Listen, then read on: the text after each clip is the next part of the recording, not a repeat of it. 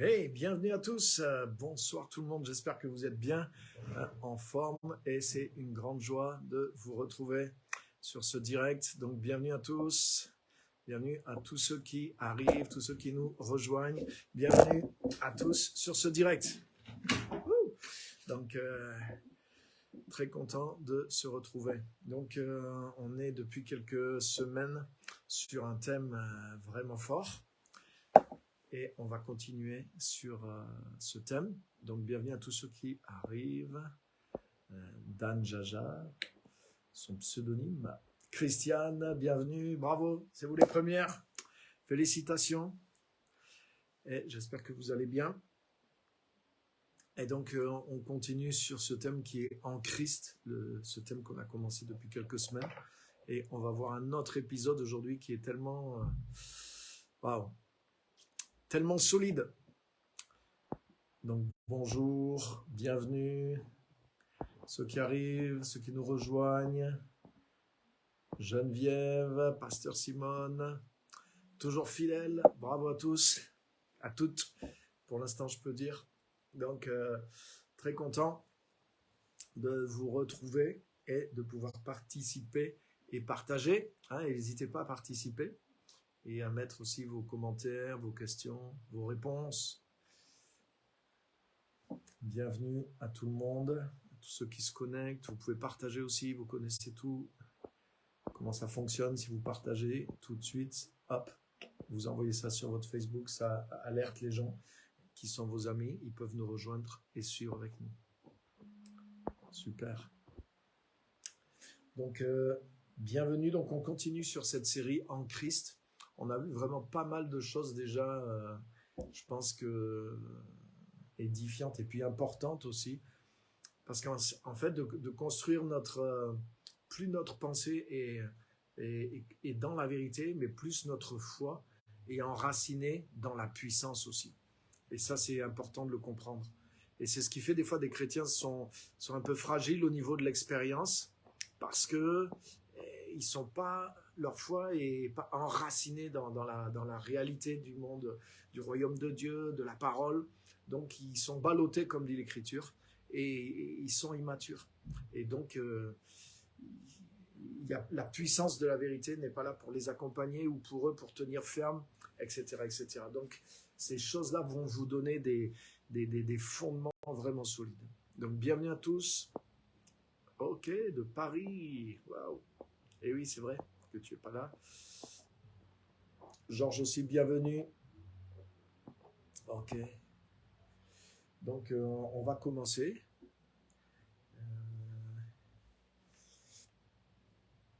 On va commencer. Donc, bienvenue à tous ceux qui sont en train d'arriver. Et aujourd'hui, ce que je veux voir dans cette série En Christ, c'est vraiment quelque chose de...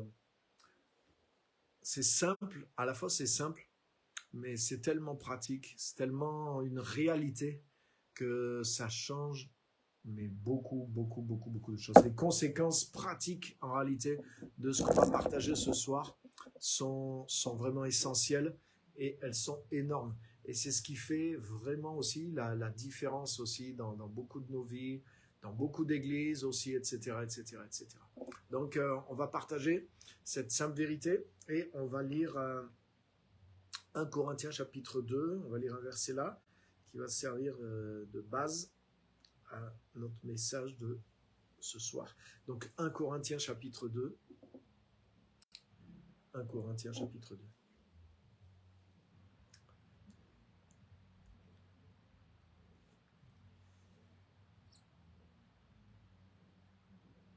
« 1 Corinthiens chapitre 2. Je ne suis pas encore. Ok.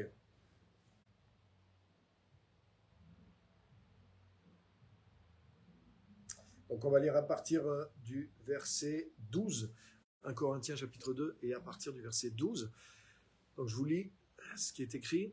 Il est dit, « Or nous, les enfants de Dieu, nous n'avons pas reçu l'esprit du monde. Amen. Heureusement, hein, on l'avait déjà, on n'a pas besoin d'en recevoir plus. Nous n'avons pas reçu l'Esprit du monde, mais l'Esprit qui vient de Dieu, afin de connaître les bienfaits que Dieu nous a donnés par sa grâce. C'est un verset tellement important pour moi, qui m'a aidé à réaliser aussi beaucoup de choses. Regarde, il est dit qu'on a reçu l'Esprit qui vient de Dieu, afin de connaître les bienfaits que Dieu nous a donnés par sa grâce. Ça veut dire qu'il y a des bienfaits, c'est tout simple, hein, le sens est tout simple. Les bienfaits que Dieu nous a donnés par sa grâce en Jésus-Christ, ils sont déjà là, ils nous ont été donnés, mais pourtant, on a besoin de l'Esprit qui vient de Dieu pour pouvoir connaître ces bienfaits. C'est ce qui explique aussi pourquoi de chrétiens, de bons chrétiens sincères, qui ont fait la vraie expérience du salut, mais des fois, ils restent, comme je disais, ils restent tout fragiles, ils restent tout penauds, ou sans impact, sans puissance, où ils vivent dans des combats un peu je dirais, de débutants, alors qu'ils sont maintenant depuis des années. Pourquoi? Mais parce qu'il y a cette dimension qui ne s'est pas développée dans leur vie. L'Esprit qui vient de Dieu afin de connaître les bienfaits que Dieu nous a donnés par sa grâce. C'est-à-dire connaître dans le sens biblique, dans le sens d'expérimenter, de pénétrer, de posséder, de vivre la réalité d'eux. Donc ça veut dire que c'est pas simplement parce que on connaît la théorie du salut ou que on est chrétien réellement même, et qu'on sait, ah oui, Jésus a fait ça, a fait ça, a fait ça. Ça ne veut pas dire qu'on connaisse tous ces bienfaits. C'est pas juste de savoir les bienfaits du salut. Sinon, on n'a pas besoin du Saint-Esprit, on a juste besoin, à la limite, de lire le Nouveau Testament et on va savoir, ah bah il y a ça, il y a ça. Je peux faire une étude, lister quels sont tous les bienfaits que Dieu nous a donnés par grâce. Je prends le Nouveau Testament, je fais une étude sur ça, je liste tout ça dans mon cahier et je peux dire, voilà, j'ai la liste de tous les bienfaits que Dieu nous a donnés par grâce. Mais vous voyez, ça ne va pas changer ma vie pour autant. J'aurai une connaissance théorique, mais mon expérience sera certainement bien loin de tout ça. C'est pour ça que le Saint-Esprit qui vient de Dieu nous est donné pour qu'on puisse connaître ses bienfaits. Donc vous voyez, c'est fort. Ça veut dire qu'il va y avoir un cheminement, il va y avoir un processus de marche, de dépendance avec le Saint-Esprit, d'apprentissage par le Saint-Esprit. Et le Saint-Esprit va nous révéler, nous faire connaître et ajouter à notre expérience les bienfaits du salut, les bienfaits que Dieu nous a donnés par sa grâce. Donc ça, c'est fort. Et maintenant, là où je veux arriver, c'est au verset 13. Et nous en parlons. Donc ça veut dire toutes ces grâces, tous ces bienfaits qui sont en Christ, que le Saint-Esprit nous révèle. Il dit, et nous en parlons, non avec les paroles qu'enseigne la sagesse humaine, mais avec celles qu'enseigne l'Esprit. Ainsi, nous employons un langage spirituel pour exprimer ce qui est spirituel. Donc, c'est pas d'avoir l'air très spirituel, c'est pas de sortir des idées que personne comprend. Au contraire, les choses spirituelles sont simples. Tu as vu, l'enseignement de Jésus était simple. Par contre, la chose qu'il y a, c'est que c'est des vérités que tu as pénétrées par le Saint-Esprit. C'est des choses c'est la réalité dans laquelle tu vis ou que tu commences à vivre. Et donc, c'est ça qui est en train de dire que tu en parles d'une manière spirituelle, c'est-à-dire qu'il vient par le Saint-Esprit. Et t'emploies, forcément, tu parles de réalités qui sont connues, expérimentées par le Saint-Esprit. Et c'est pour ça que c'est un langage spirituel. Et c'est pour ça, si quelqu'un il est étranger à tout ça, il va pas comprendre, malgré que les mots employés soient simples. Hein, donc c'est pas d'avoir l'air spirituel, c'est pas de sortir tout un tas de grandes théories, de grandes théologies, de tout un savoir d'interprétation mystique de la Bible, ou de dire mais moi Dieu m'a révélé des choses que les autres ne connaissent pas, je suis un grand... non. C'est pas ça que ça veut dire. Quand il dit nous en parlons avec un langage spirituel pour exprimer ce qui est spirituel. Ça veut simplement dire, mais on parle de quelque chose dans lequel on est rentré, puisque c'est le Saint-Esprit qui nous fait connaître les bienfaits que Jésus nous a acquis par grâce, et on expérimente ces bienfaits, ben forcément on en parle. Donc, et le Saint-Esprit même nous inspire comment en parler. C'est des réalités qu'on vit, et il nous donne, par exemple, les paraboles de Jésus. Tu vois, quand il parlait de la graine, mais c'était une manière d'exprimer les réalités du royaume de Dieu. Et comme Jésus les vivait, mais le Saint-Esprit lui inspirait aussi des images, des paraboles, des comparaisons, pour pouvoir le rendre accessible, pour pouvoir le montrer sous une certaine forme aux gens. Donc c'est exactement ça. Et verset 14, il dit, Mais l'homme naturel, c'est-à-dire celui qui n'a pas l'Esprit de Dieu, il n'accepte pas ce qui vient de l'Esprit de Dieu. C'est une folie pour lui. Il est même incapable de le comprendre parce que c'est spirituellement qu'on en juge. Amen. Donc, où je veux vous amener, où je veux nous amener ce soir avec tout ça, mais je veux nous amener dans quelque chose de vraiment, vraiment, vraiment fort. Et si vous comprenez ça, que ça va changer votre manière j'espère en tout cas, de filtrer l'enseignement, le message que vous recevez. Et ça va être une autre manière aussi, ça va vous enseigner comment justement amener ces choses-là aux autres aussi. Hein, comment enseigner ces choses-là, comment révéler ces choses-là. Parce que comme on vient de le voir, c'est des choses qui sont par le Saint-Esprit, c'est des choses que Dieu nous a données dans sa grâce et que le Saint-Esprit nous fait connaître, nous révèle, dans lequel il nous introduit par l'expérience. Donc il y a toute une dimension qui est là dans la manière de recevoir et la manière de redonner ces choses-là. C'est ce que dit Paul, nous en parlons de telle et telle manière. Nous le recevons par l'Esprit, mais nous en parlons aussi d'une manière qui est en accord avec le Saint-Esprit et par le Saint-Esprit. Donc, ce qu'on va voir ce soir, ça va vous donner comme une clé pour recevoir l'enseignement et pour amener les autres aussi, pour parler aux autres. Et j'ai pas encore vraiment lâché mon sujet. Ça arrive, vous inquiétez pas. Donc, bienvenue à tous ceux qui nous ont rejoints. Et on est dans la série En Christ. Et vraiment, le thème là que je suis en train d'introduire, hein, vous voyez, je n'y suis pas allé vraiment encore dans le cœur, mais je suis en train d'amener le contexte. Et voilà le thème de ce soir. Ce thème, c'est que normalement, tout enseignement donné à des enfants de Dieu, des vrais chrétiens, nés de l'Esprit, tout enseignement qu'on donne à des chrétiens, il doit être donné en Christ. En Christ. Donc, qu'est-ce que je veux dire par là? Vous voyez, j'ai expliqué depuis toute cette série, je montre qu'il y a la différence énorme.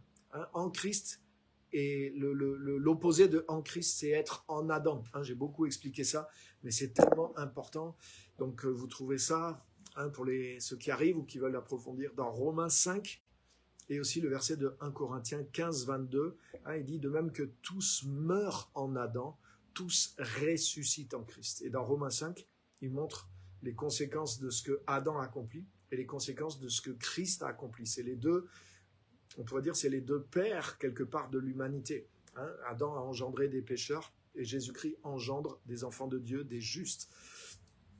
Donc tout, écoutez bien ça, et c'est ce que dit Paul, c'est contenu, c'est implicite, c'est sous-entendu dans les versets qu'on vient lire. Il dit qu'il enseigne les choses spirituelles aux gens qui sont spirituels, en utilisant un langage spirituel. Donc c'est pas « je suis spirituel », non, simplement ça veut dire « j'enseigne des vérités qui sont normales pour nous qui sommes en Christ à des gens qui sont en Christ ». Et c'est ça qu'il est en train de dire. Il n'est pas en train de distinguer entre des chrétiens, certains sont spirituels et les autres ne sont pas spirituels, hein, et de créer une forme d'orgueil, comme s'il disait moi j'ai un langage spirituel pour les chrétiens spirituels. Non, c'est pas ça qu'il dit. Il distingue le spirituel et le verset 14, l'homme naturel ne reçoit pas les choses de l'esprit.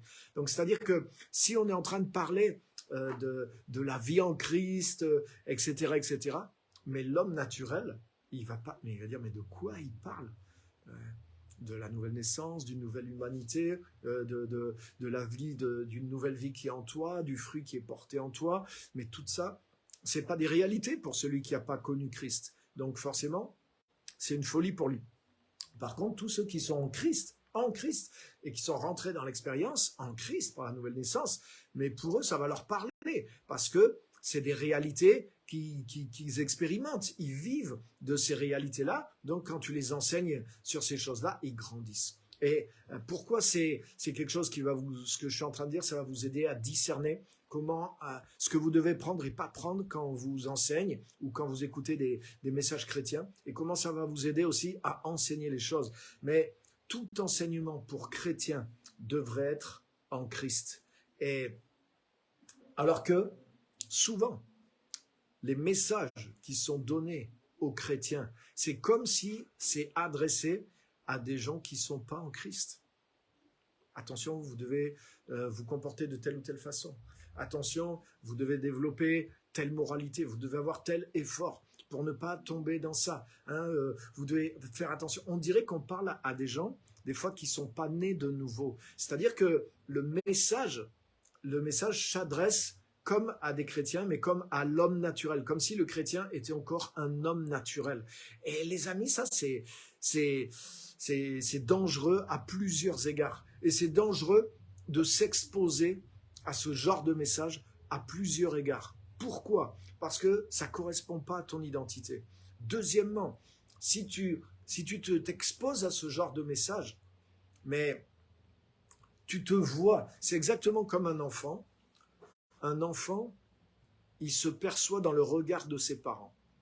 C'est-à-dire que si les parents sont persuadés que leur enfant est nul, qu'il ne peut pas y arriver, que par exemple, il ne comprend rien, qu'il est idiot, mais les parents vont le traiter de cette manière-là. Les parents vont se comporter envers lui de cette façon-là. Et l'enfant, la seule façon qu'il a de se connaître, de se percevoir, c'est dans la manière dont les parents le traitent. Et si les parents le considèrent comme ça, même s'ils ne l'insultent pas, même s'ils disent « ouais, mais bon, ça, je ne lui explique pas parce qu'il ne peut pas comprendre ».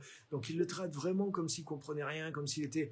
Mais l'enfant, il comprend qu'on le traite comme un idiot. Et donc, il est conscient qu'il est un idiot. Et alors qu'il n'en est pas un. Mais il va développer cette conscience qu'il est un peu bête, puisque ses parents le traitent comme quelqu'un qui ne comprend rien. Tu vois ? Et du coup, ça va limiter le développement de l'enfant. Si je m'adresse à des chrétiens nés de nouveau et que je leur prêche quoi ? La moralité chrétienne ? Ou que, comme je disais la semaine dernière, je fais que tout le temps leur prêcher la repentance, comme des fois on entend dans des églises, attention la fornication, attention, on est au courant de tout ça.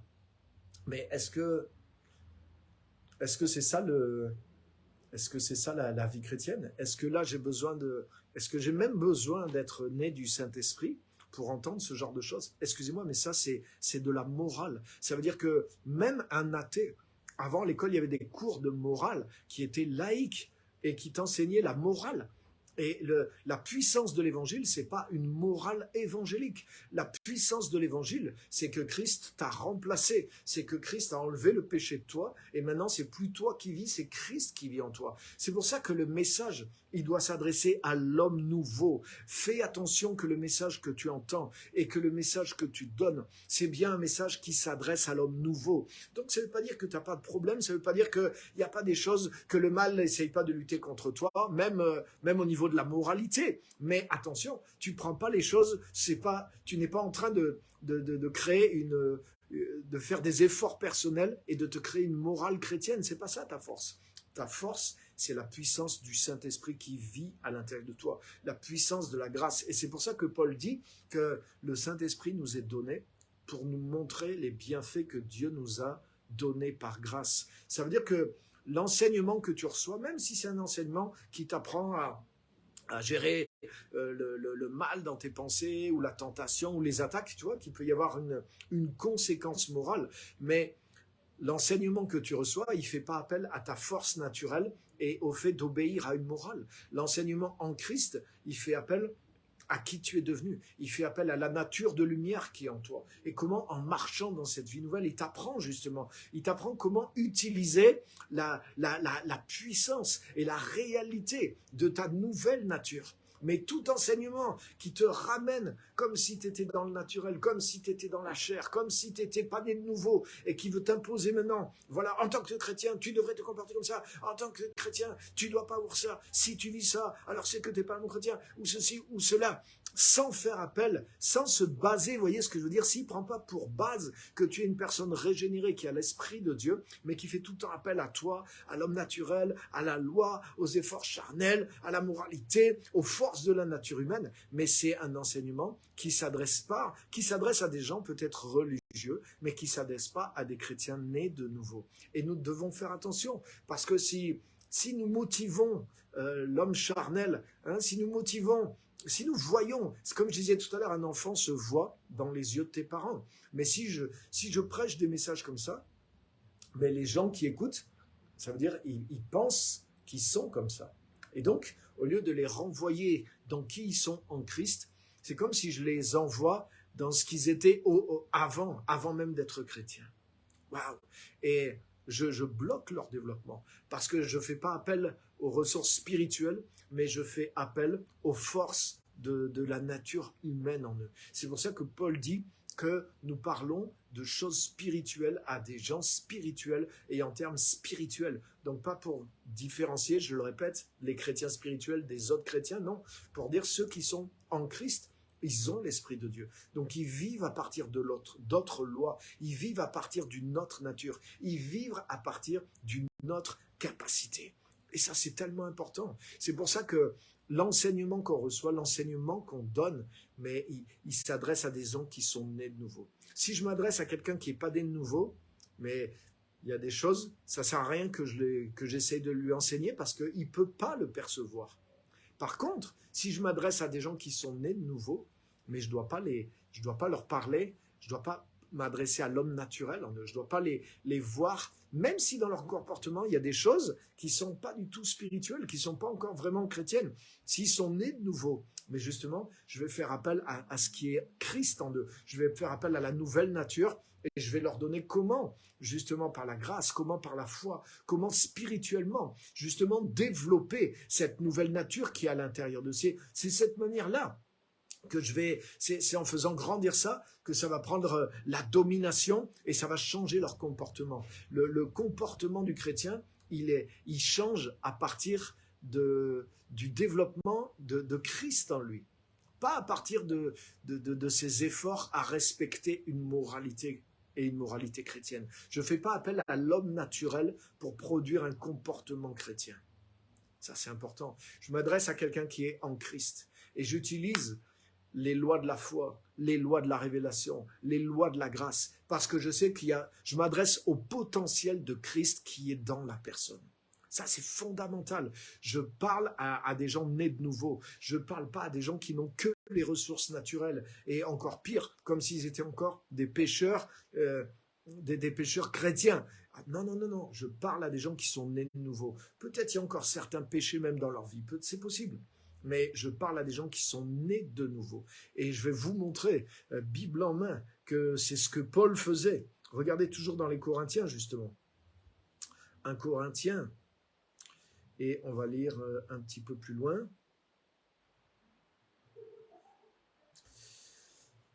1 Corinthiens, chapitre 6 ou 5. Attendez. Ouais, c'est ça. Chapitre 6.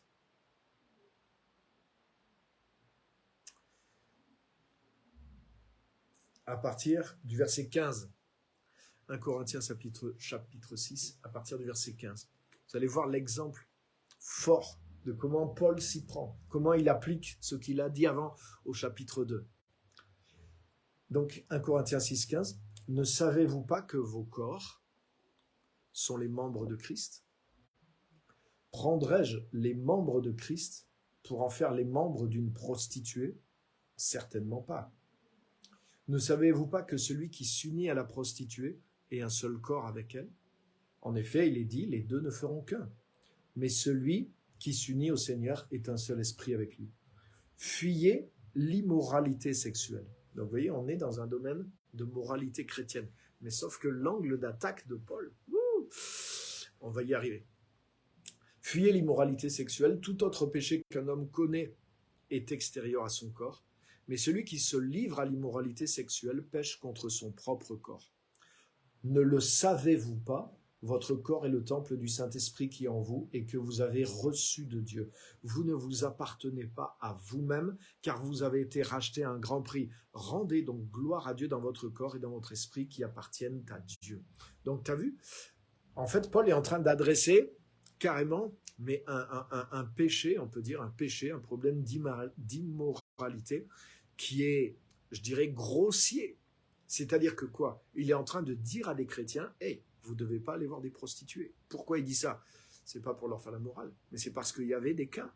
Ça veut dire que dans l'église de Corinthe, vous vous rendez compte, hein, nous on dit, oui, l'église primitive, ils étaient parfaits. En plus, il écrit, là j'espère renverser aussi quelques illusions qu'on a. Les Corinthiens, ils avaient les 9 dons spirituels.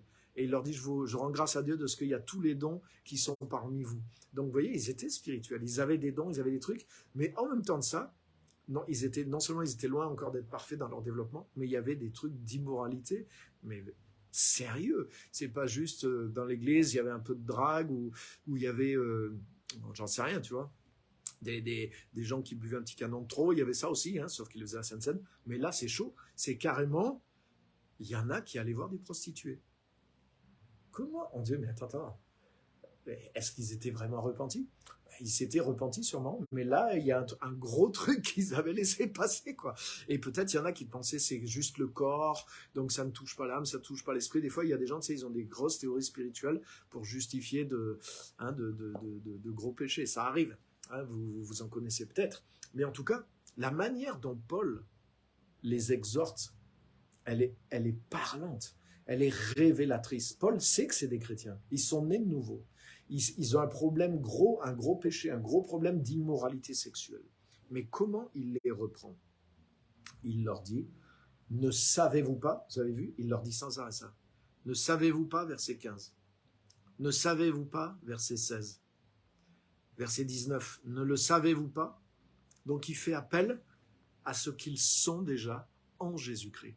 C'est-à-dire que même là, même dans un péché d'immoralité sexuelle énorme, flagrant, que même des païens ne font pas. Il y a plein de gens, ils ne sont jamais allés voir des prostituées.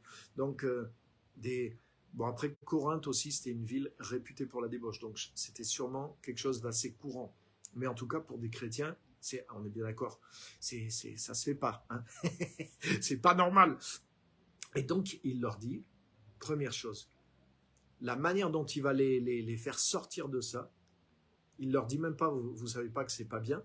Il leur dit, la première chose, ne savez-vous pas que vos corps sont les membres de Christ? Autrement dit, il fait appel à leur conscience spirituelle. Vous êtes nés de nouveau. Autrement dit, vous êtes en Christ. Et les gars, c'est pas simplement c'est mal, c'est bien. Vous êtes en Christ. Vous avez été rachetés. Votre esprit, votre âme, votre être tout entier. L'œuvre de la croix vous a fait de vous un membre du corps de Christ. Donc vous êtes le corps même de Christ. Et votre corps aussi. Toute votre vie fait partie du corps de Christ. Donc c'est un membre du corps de Christ. Et vous prendriez ce membre du corps de Christ pour l'unir avec une prostituée. Et la Bible dit que dans l'acte sexuel, les deux ne font un. C'est-à-dire, au lieu de rester unis à Christ, avec une vie normale de chrétien, vous allez mettre votre corps, le corps qui appartient à Christ, qui fait partie, un membre du corps de Christ, et vous allez l'unir avec la prostituée. Vous voyez, il y a quelque chose qui n'est pas possible. Et il est en train de leur dire, à cause de ce que vous êtes, vous ne pouvez pas faire ça. Voilà. Prendrais-je les membres de Christ pour en faire les membres d'une prostituée? Jamais de la vie. Pourquoi? Parce que vous allez vous unir avec la prostituée. C'est comme si je prends ce qui est à Christ et je l'unis à ce qui est mal. Mais je ne peux pas faire ça. Il dit, au contraire, celui qui s'unit au Seigneur, il est un seul esprit avec lui. Donc vous êtes deux, il est en train de les ramener à ce qu'ils sont en Christ. Mais vous êtes unis avec le Seigneur, vous êtes un seul esprit avec lui. Donc et un peu plus loin, il leur dit, mais attends, votre corps est le temple du Saint-Esprit. Donc vous ne pouvez pas prendre le temple du Saint-Esprit et l'unir avec une prostituée. Donc tu as vu, Paul n'est pas en train d'argumenter juste sur le plan de c'est bien, c'est mal, et par vos propres forces, vous devez renoncer, vous devez arrêter ça, malgré que ça serait même possible de le faire par ses propres forces, sur le plan de la moralité. Mais il s'adresse à des gens qui sont en Christ. Et il parle à leur conscience de gens qui sont dans une autre dimension. Et il leur dit, mais votre corps est le temple du Saint-Esprit. Donc tu prends le corps dans lequel il y a le Saint-Esprit qui est son temple, et tu vas unir ce temple avec une prostituée, mais elle abrite des esprits impurs. T'imagines, elle est... Voilà. Donc, comment c'est impensable pour toi, non pas parce que c'est bien, c'est mal, simplement, mais d'abord, tu vois, si c'était... Si c'était quelqu'un qui ferait la morale à des non-chrétiens, il leur disait, mais tu peux pas faire ça, c'est mal, etc. Il utiliserait des arguments de la morale. Mais là, Paul s'adresse à des gens qui sont nés de nouveau. Et il leur dit, non, votre corps est devenu le temple du Saint-Esprit. Donc, tu peux pas prendre le temple du Saint-Esprit et lui faire ça. Tu peux pas prendre ton corps qui est un membre de Christ et lui faire ça. Donc, vous voyez, c'est fort.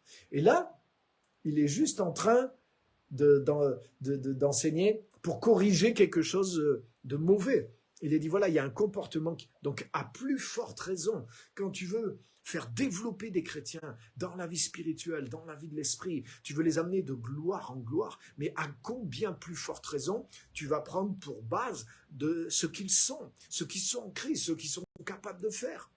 Vous voyez, si dans un cas aussi extrême comme ça, tu peux dire, mais là, c'est des gens, est-ce que c'est vraiment des vrais chrétiens ou ils sont complètement en dehors, il faut qu'ils reprennent tout à zéro. Tu vois, tu pourrais leur parler presque comme des non-chrétiens. Tu dis, les gars, s'ils vont voir des prostituées, où est-ce qu'ils en sont? Mais même pour ce cas, on pourrait dire un des cas où un chrétien est le plus éloigné du vrai truc, même là, regarde la pédagogie, regarde le message de Paul, il ne s'adresse pas au vieil homme, il s'adresse à l'homme nouveau. Il est en train de dire à l'homme nouveau, et toi l'homme nouveau, tu es en train de faire des pratiques qui sont les pratiques de l'homme ancien. Tu es en train de pratiquer des choses que tu faisais avant de connaître Christ. Mais à cause de ce que tu es, tu ne peux plus faire ça.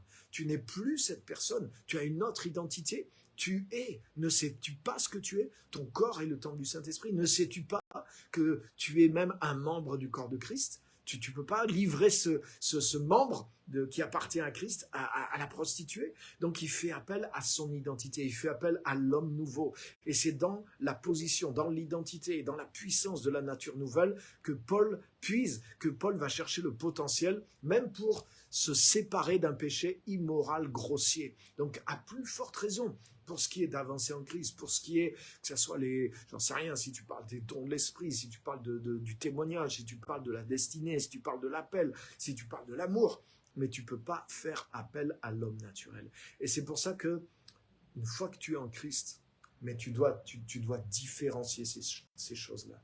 Même, tu sais quoi? Même quand tu lis l'Ancien Testament. Il y a des choses dans l'Ancien Testament, même parfois dans le Nouveau. Est-ce que ce message, il s'adresse à des gens qui étaient en Christ?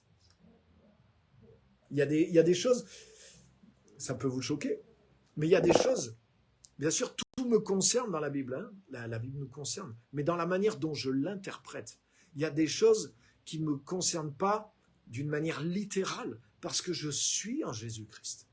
Le fait que je suis en Jésus-Christ, mais par exemple, toutes les menaces qu'il y avait, par exemple, dans l'Ancien Testament, il y avait des choses de malédiction pour ceux qui désobéissaient. Il y avait toutes sortes de conséquences au péché, toutes sortes de conséquences. Pourquoi? Ça concernait tout ce qui était lié à Adam. Donc, tu dois discerner ces choses-là. Est-ce que ça me concerne toujours?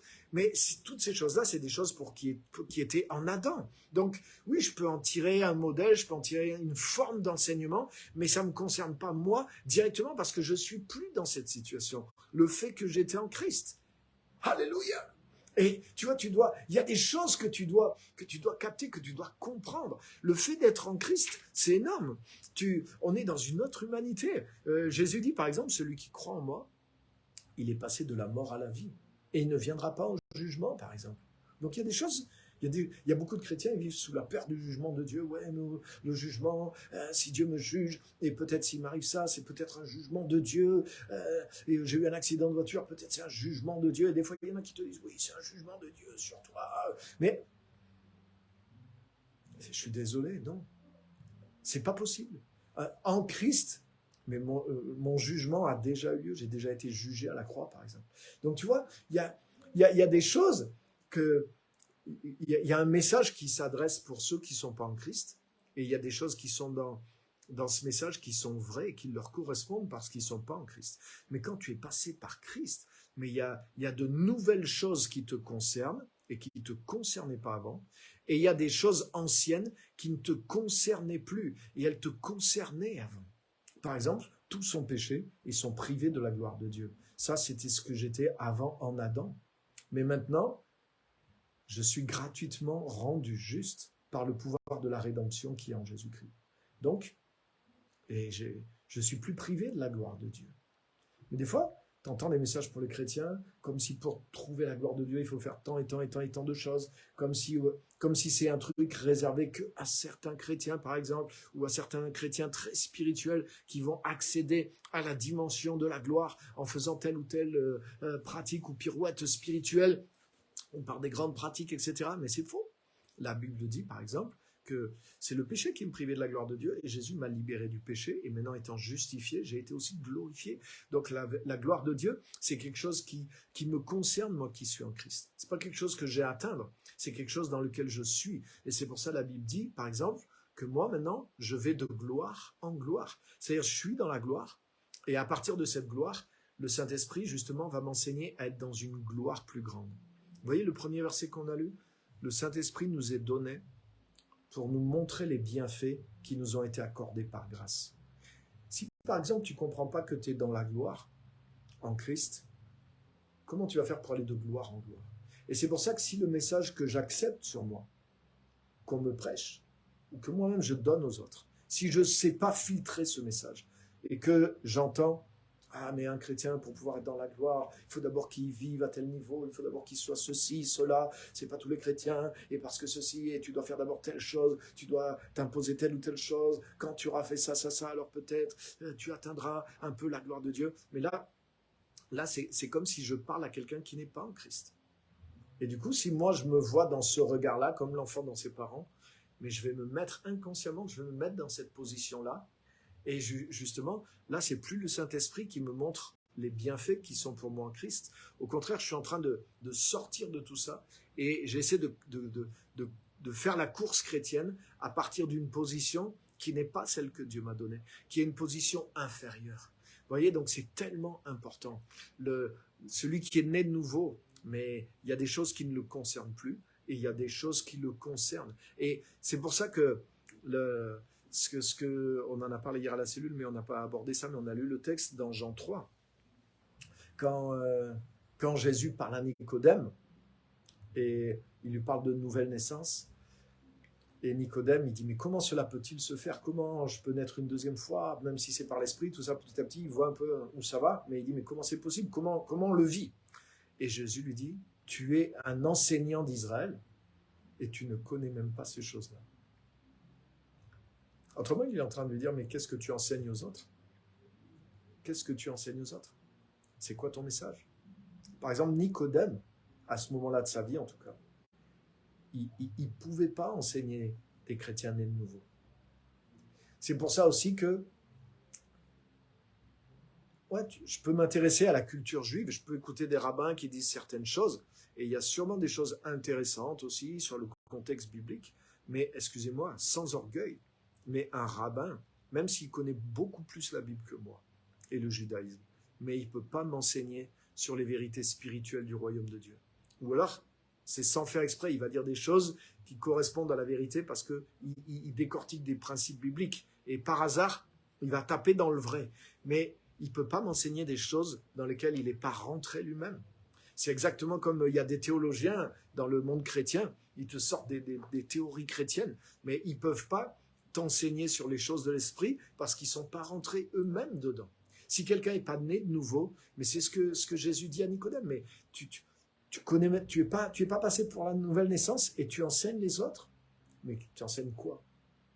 Ça veut dire que, tu vois, l'enseignement doit s'adresser à l'homme nouveau. Il y a des choses qui concernent et c'est pour ça que le Saint-Esprit nous est donné. Il nous est donné, nous, pour nous faire connaître et nous faire vivre ces choses que Christ nous a données par grâce. Mais du coup, une fois qu'on les vit et qu'on est dedans, le Saint-Esprit nous apprend à les conceptualiser pour pouvoir les enseigner, pour pouvoir les prêcher à ceux qui ont cet esprit maintenant. Et c'est ce qu'on a lu dans 1 Corinthiens 2.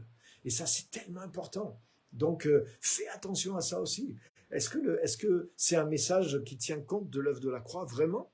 Ou est-ce que c'est un message moralisateur? Est-ce que c'est un message qui te ramène dans l'homme naturel, dans la loi? Est-ce que ça te parle comme si Est-ce que ce même message, il serait bon aussi pour quelqu'un qui n'est pas chrétien ou quelqu'un qui n'a pas l'esprit de Dieu? Mais alors ce message ne me concerne pas.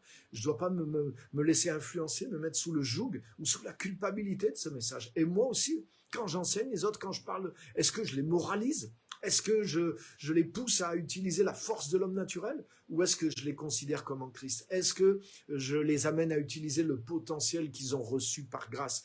Justement, tu vois, le Saint-Esprit, qu'est-ce qu'il fait? Il te montre les choses que Dieu t'a données par grâce. Autrement dit, il te révèle quelque chose qui est en toi, mais dont tu n'es pas conscient. Il te révèle quelque chose que tu as eu à la nouvelle naissance, mais que tu ne vois pas et que tu n'utilises pas du coup. Mais ça devrait être ça l'essentiel des messages. Parce que tu parles pour les gens qui sont nés de nouveau, en tout cas. Et ça veut dire toi aussi, quand tu enseignes les autres, mais tu leur parles de quoi? Tu fais appel à quoi? Juste à leurs efforts personnels, à leur moralité? Ou est-ce que je fais vraiment appel au potentiel? Est-ce que je leur dévoile justement? Et c'est ça. Et c'est ce que Paul disait. Il dit, mais il m'a été fait la grâce de dévoiler les richesses incompréhensibles de Christ. Alléluia. Donc il était en train de... Paul parlait, il essayait d'amener en Christ ceux qui ne l'étaient pas. Et une fois qu'ils étaient en Christ, mais il leur dévoilait justement ces choses-là. Il faisait comme le Saint-Esprit fait avec nous. Et ça ne veut pas dire qu'il ne les corrigeait pas. Tu as vu les Corinthiens qui vont voir des prostituées, il les corrige. Mais il ne les corrige pas comme des païens, il ne les traite pas comme vous êtes vraiment des bons à rien, le jugement de Dieu va tomber sur vous, vous vous rendez compte. Il n'est pas en train de les pourrir. Il les encourage pas, il leur dit mais c'est grave, il dit il y a une impudicité parmi vous, même telle qu'il n'y en a même pas chez les païens, donc il y va fort, mais il sait que c'est des gens qui sont nés de nouveau, donc il leur dit mais oh, vous êtes le temple du Saint-Esprit, vos membres font partie de Christ, donc mais à partir de cette vérité, à partir de ce que vous êtes, à partir de ce que le Saint-Esprit vous a montré et que je vous remontre à nouveau, mais non seulement vous n'avez pas à faire ça, mais vous avez le potentiel de ne pas le faire aussi. Tous les gens qui ont des addictions avec n'importe lesquelles, même avec la pornographie ou d'autres choses, qui n'ont pas à voir avec l'immoralité sexuelle, mais si tu fais appel, ils sont nés de nouveau. Et si tu fais appel à la morale, si tu fais appel à la culpabilité, si tu appelles, mais normalement un chrétien doit faire, mais il le sait, mais il y a un côté addictif. Et ce côté addictif, tu ne peux pas le briser par la force de la volonté. Souvent, les gens, ils essayent. Et les chrétiens, ils essayent. Et ils n'y arrivent pas. Donc, pourquoi? Parce que c'est par la force de l'homme naturel. S'ils ne comprennent pas qui ils sont en Christ, s'ils ne comprennent pas que le péché est mort quand Christ est mort, s'ils ne comprennent pas qu'ils ont une nouvelle nature de justice, s'ils ne comprennent pas qu'ils ont la puissance de la grâce. Mais la Bible dit que c'est la grâce qui te permet de triompher du péché. Il est dit dans Romains 6, le péché, regarde bien, le péché ne dominera point sur vous. Parce que vous êtes non pas sous la loi, mais sous la grâce. Ça veut dire qu'un chrétien qui est sous la loi, sous l'effort personnel, sous la moralité simplement chrétienne, je ne dois pas faire ça, ça c'est interdit, ça c'est mal, et je dois tout faire pour ne pas le faire. Ça c'est bon, c'est la théorie morale, mais ça ne donne pas la puissance, c'est la loi. Et si un chrétien, il essaye juste avec ces éléments-là de vaincre une addiction, et il n'y arrive pas, mais c'est normal, parce que c'est uniquement par la puissance de la grâce. Donc plus tu vas montrer à ce chrétien-là qu'il est en Christ, que sa nature c'est ça, et qu'il a le potentiel, sauf qu'il ne voit pas le potentiel. Le Saint-Esprit, justement, c'est ce qu'on a lu. Le Saint-Esprit nous a été donné pour qu'on puisse connaître les bienfaits que Dieu nous a donnés par grâce. Mais quand tu comprends ça, mais je suis le temple du Saint-Esprit. Alors que nous, on dirait, mais le gars, il va voir une prostituée. Ah, il n'est pas le temple du Saint-Esprit. Il a attristé le Saint-Esprit. Il n'a plus de Saint-Esprit. Et oui, il a attristé le Saint-Esprit, c'est sûr. Mais Paul, il est en train de parler à des gens qui font ça. Et il ne dit pas que c'est bien, il ne l'encourage pas. Mais la manière qui va leur donner la puissance de le vaincre, c'est justement de prendre conscience de qui ils sont en Christ. Et il fait appel à ça. Votre corps est le temple du Saint-Esprit.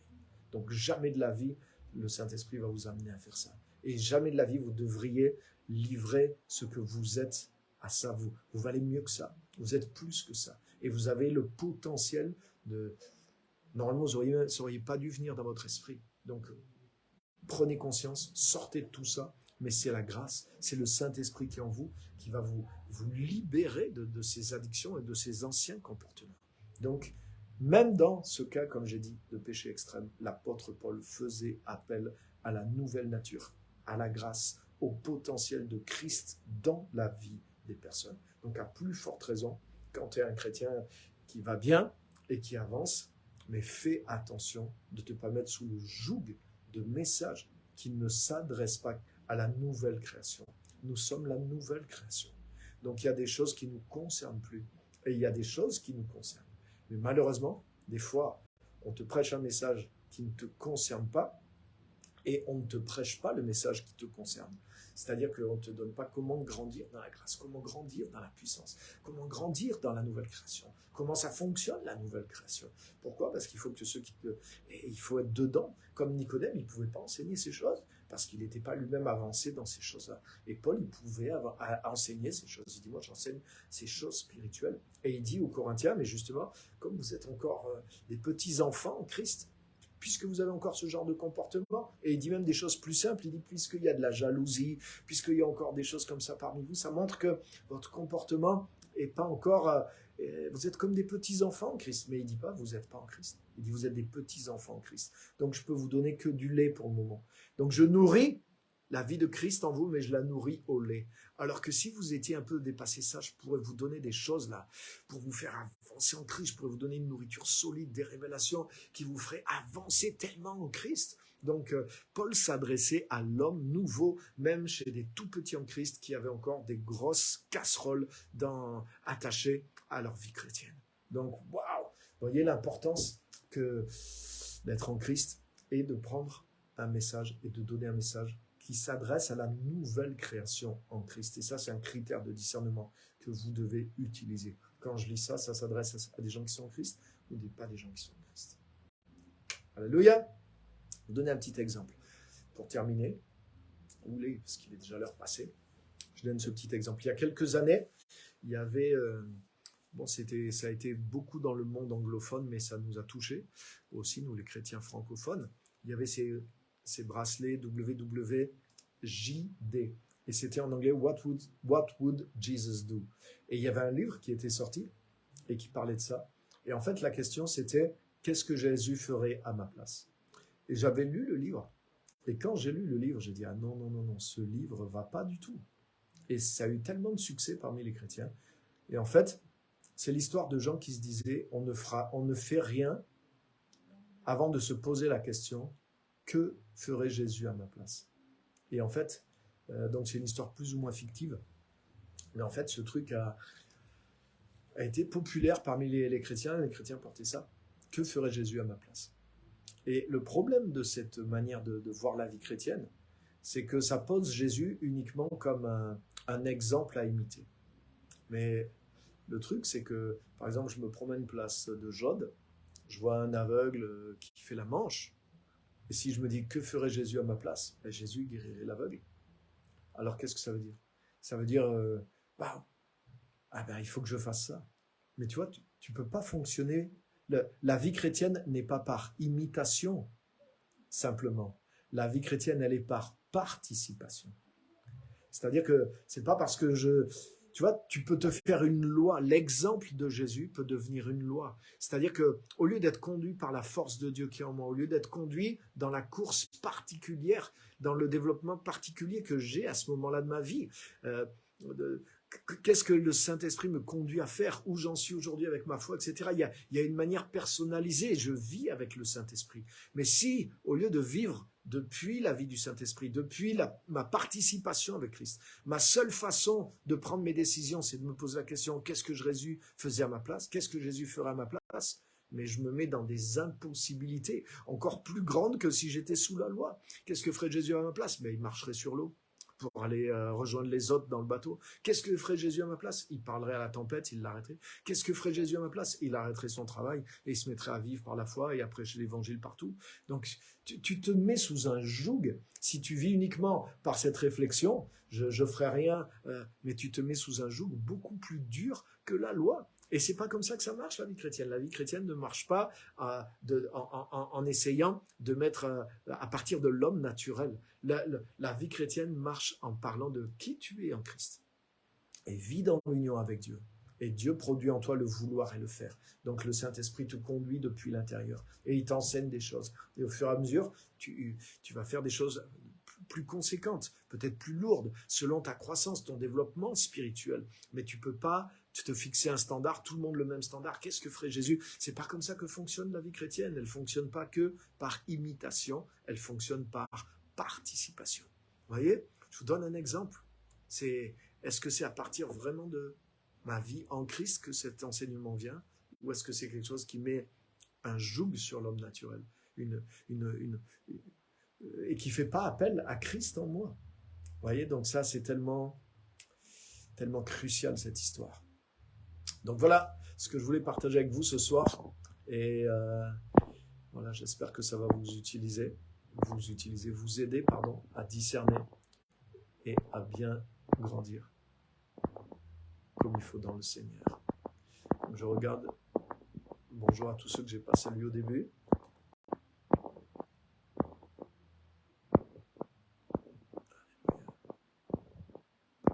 Je regarde les commentaires. Je vois pas de questions, de choses. Je vois des amens, des alléluia. C'était profond, merci.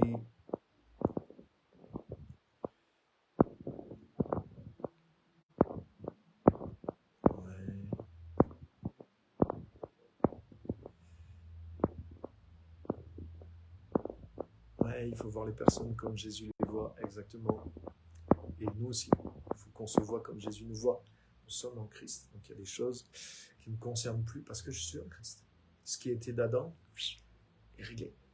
Donc même si j'ai des problèmes qui viennent d'Adam en étant en Christ, je les traite en étant en Christ. Et c'est ça que Paul dit aux Corinthiens. C'est vraiment des problèmes qu'ils ne devraient plus avoir. Mais ils ont encore ce genre de problème. Mais n'empêche, même là, Paul les fait traiter ces problèmes comme des gens qui sont en Christ et avec les armes de Christ, avec la conscience de Christ, la force de Christ, l'identité qu'ils ont nouvelle. Ils s'adressent à des gens qui sont en Christ et qui ont un problème, même avec des péchés grossiers. Mais voyez la posture. Alors que souvent, même à des chrétiens qui n'ont pas de gros problèmes comme ça, on les traite comme s'ils étaient encore des pécheurs. Donc, pas étonnant qu'ils ne progressent pas. C'est comme l'enfant qui se voit dans les yeux de ses parents. Donc, soyez conscients de ça quand vous êtes enseigné et quand vous enseignez les autres aussi.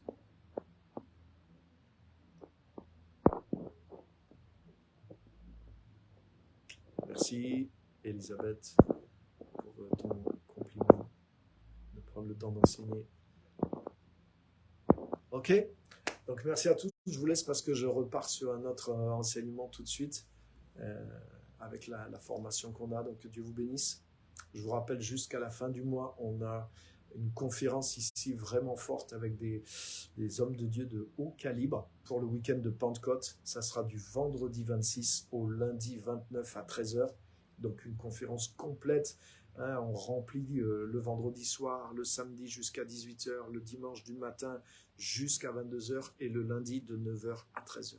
Donc soyez présents, on aura des gens vraiment forts, de vrais apôtres, de vrais prophètes, de vrais évangélistes, des gens vraiment qui ont un poids de gloire et qui sont vraiment en Christ d'une manière forte, une expérience vraiment forte de ministère, des gens qui ont un appel vraiment particulier, il y a une présence de Christ et des fruits à leur actif qui sont waouh. Voilà, on va recevoir beaucoup, on peut apprendre beaucoup, on va baigner dans cette atmosphère, ça vaut le déplacement, même si vous êtes loin de Clermont-Ferrand, pourquoi pas payer 3 nuits d'hôtel. La conférence est gratuite et je vous garantis que vous recevrez des choses autant que des fois dans des conférences internationales. C'est une conférence de niveau international, tous les orateurs sont des internationaux, donc nationaux et internationaux. Donc venez vraiment vous ressourcer, investissez sur vous-même spirituellement, prenez un week-end entier de Pentecôte, 3 jours et demi pour vous ressourcer. Vous n'avez pas besoin d'aller aux États-Unis ou en Hollande. Moi, j'en ai fait tellement des conférences et je suis allé loin pour avoir quelque chose de qualité. Mais là, on essaie d'amener la qualité à la maison. Donc, encouragez-nous aussi. Venez participer et c'est pour vous bénir qu'on le fait et vous allez voir que vous serez vraiment bénis de participer. Invitez vos amis, faites connaître la conférence de Pentecôte sur Mission Gospel Centre à Clermont-Ferrand. Merci à tous, que Dieu vous bénisse et à très bientôt.